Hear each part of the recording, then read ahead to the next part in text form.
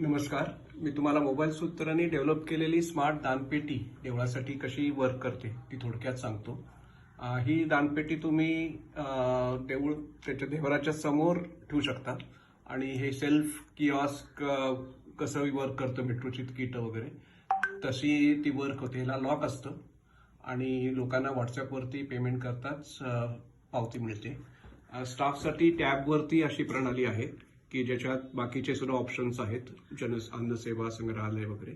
आणि तिसरी गोष्ट आम्ही देतो ते ही QR कोड ठिकठिकाणी ठेवू शकतात आणि लोक देवळावरती प्रदक्षिणेच्या वेळेस वगैरे स्कॅन करतील आणि स्कॅन करताच त्यांना असे ऑप्शन्स त्यांच्याकडे येतात आणि कुठचे ऑप्शन्स पाहिजे ते देऊन डिसाईड करू शकतं. आता देणगी आणि पूजा अभिषेक तर लोक आपोआप करू शकतील. इथे लोकांनी करतात, त्यांच्या मोबाईलवरती हे ऑप्शन्स येतात, ते पेमेंट करतात आणि व्हॉट्सॲपवरती रिसिप्ट्स मिळते त्यांना.